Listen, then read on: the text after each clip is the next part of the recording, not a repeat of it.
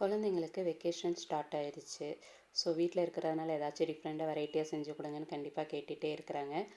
அதனால் இன்றைக்கி டோனட் பண்ணலான்ட்டு ஐடியா பண்ணிவிட்டு இதில் இப்போ வெதுவெதுப்பான பாலில் ஒரு டீஸ்பூன் ஈஸ்ட்டு அண்ட் ஒரு டீஸ்பூன் சுகர் போட்டு அதை ஒரு 10 மினிட்ஸ் ஊற வச்சுக்கணும்.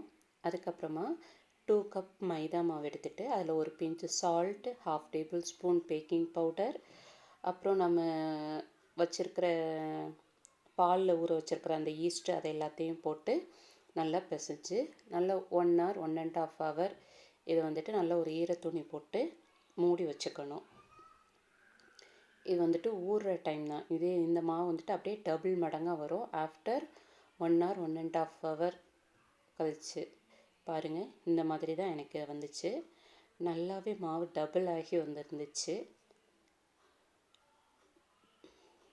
மாவு பிசைகிறது எல்லாத்தையுமே நான் காட்டலை. பிகாஸ் நான் வந்து ஃபஸ்ட்டு வீடியோ எடுக்கணும் அப்படின்ற ஐடியாவில் இல்லை. ஆனால் இதெல்லாம் தான் இதுக்கு வந்துட்டு தேவையான பொருட்கள். ஃபஸ்ட்டு வெதுவெதுப்பான பால், 1 table spoon yeast, 1 table spoon sugar, அதை நல்லா 10 மினிட்ஸ் ஊற வச்சுட்டு அதுக்கப்புறமேட்டு 2 கப் மைதா மாவு, பேக்கிங் பவுடர், சால்ட் ஒரு பிஞ்சு, பட்டர் 2 டேபிள் ஸ்பூன், அப்புறம் நம்ம வெதுவெதுப்பான பாலையும் போட்டு நல்லா பிசைஞ்சு அதையும் 1 hour நல்லா ஊற வச்சுக்கணும். 1 hourக்கு அப்புறம் மாவு நல்லா டபுள் ஆகி வரும்.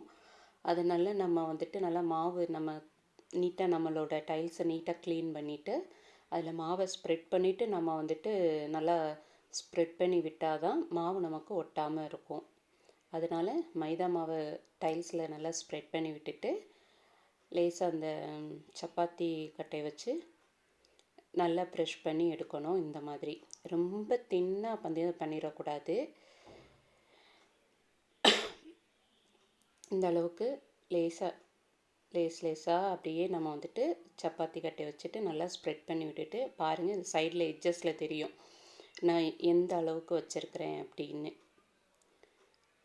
ரொம்பையும் தின்னாக நம்ம வந்துட்டு என்ன பண்ணிடக்கூடாதுன்னா சப்பாத்தி தடவுற மாதிரி தடவிடக்கூடாது. ஓரளவுக்கு மீடியமாக லைட்டாக இந்த மாதிரி தடவி எடுத்துக்கணும். ஃபஸ்ட்டு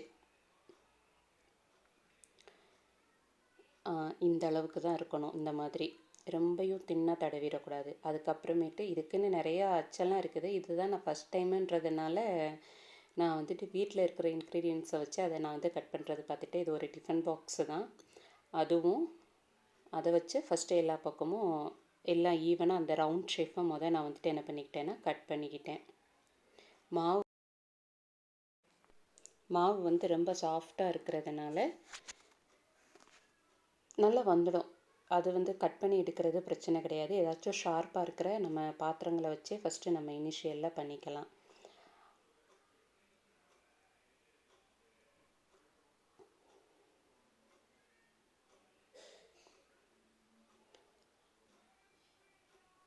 அதுக்கப்புறமா அந்த நம்ம டானிக்குள்ளே மூடி இருக்கும் இல்லையா, அதுவும் வந்துட்டு ஒன்று யூஸ் பண்ணாமலே நான் புதுசாக அப்படியே வச்சுருந்தேன்.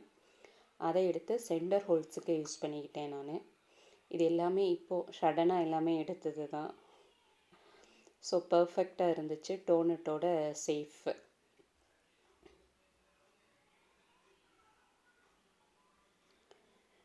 அழகாக கரெக்டாக வந்துச்சு கட்டிங் எல்லாமே. எனக்கு டிஃபன் பாக்ஸ் மூடியும் இதை வச்சுமே நான் வந்துட்டு முடிச்சுக்கிட்டேன். அப்புறம் இது எல்லாத்தையுமே எடுத்து நீட்டாக வைக்கிற பிளேட்லேயும் கொஞ்சம் நம்ம என்ன பண்ணணும் அப்படின்னா மாவை நல்லா ஸ்ப்ரெட் பண்ணிவிட்டு அதுக்கப்புறமேட்டு நம்ம அந்த டோனட்டை தூக்கி அதில் வைக்கணும். இல்லை அப்படின்னா நமக்கு பிளேட்டோடையே ஒட்டிக்கும். அந்த ரீசனுக்காக தான் நம்ம என்ன பண்ணுறோம் அப்படின்னா எல்லாத்துலேயுமே மாவை ஸ்ப்ரெட் பண்ணிக்கிறோம். ஸோ இப்போ எல்லாத்தையுமே எடுத்து பிளேட்டில் நீட்டாக அடுக்கி வச்சுக்க வேண்டியது தான். இது டோனட்டை பொறுத்த வரைக்கும் அது ஊறுறதுக்கு அது வந்துட்டு மாவு வந்துட்டு டபுளாகி வர்றதுக்கும் அந்த ஈஸ்ட் வந்துட்டு ஆக்டிவேட் ஆகி மாவு டபுளாகி வர்றதுக்கு தான் டைம் வந்துட்டு ஜாஸ்தி எடுக்கும். மற்றபடி பார்த்தா ஒரு பெரிய ப்ராசஸ் எல்லாம் இல்லவே இல்லை. இப்போ மிச்சம் இருக்கிற மாவையும் நம்ம நல்லா பிசைஞ்சிட்டு அதே மாதிரி நம்ம தடவி அதே மாதிரியே சேஃப் மாதிரி மிச்சம் இருக்கிற மாவையும் நம்ம கட் பண்ணி எடுத்துக்கிட்டோம்னா சரியாக வரும். எனக்கு 2 கப் மாவில் டோட்டலாக 10 டோனட்ஸ் வந்துருந்துச்சு. ஃபஸ்ட் டைமுன்றதுனால நானும் ஒரு வீடியோவை பார்த்து தான் இதை பண்ணினேன்.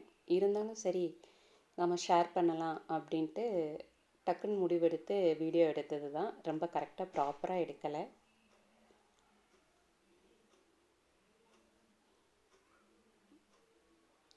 இதுக்கப்புறமும் இதை நம்ம என்ன பண்ணணும் அப்படின்னா ஒரு 20 மினிட்ஸுக்கு அப்படியே விட்டுறணும். அப்புறம் தான் நம்ம எடுத்து என்ன பண்ணணும்னா பொரிக்கணும்.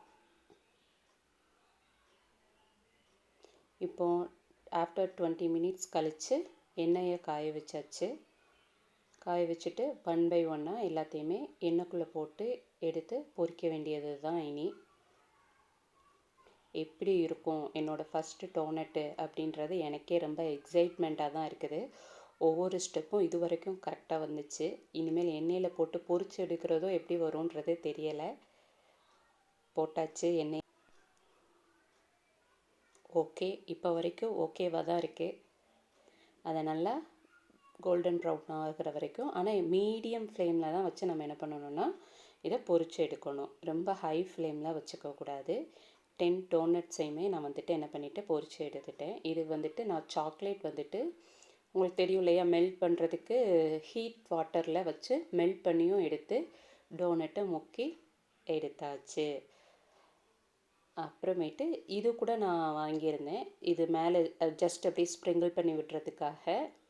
அப்போ தான் கொஞ்சம் குழந்தைங்களுக்கு பார்க்குறதுக்கு அட்ராக்டிவாக இருக்கும், கடையில் வாங்கின மாதிரியே இருக்குன்ற ரீசனுக்காக தான். பட் இது இல்லாமல் கூட நம்ம சாப்பிட்டுக்கலாம். ஆனாலும் குழந்தைங்களுக்கு பார்க்குறதுக்கு வந்துட்டு கலர்ஃபுல்லாக இருக்கணும் இல்லையா. So finally my doughnuts is ready. நான் எதிர்பார்த்த மாதிரியே நல்லாவே வந்திருக்குது. நீங்களும் உங்கள் வீட்டில் ட்ரை பண்ணி பாருங்கள். தேங்க்ஸ்.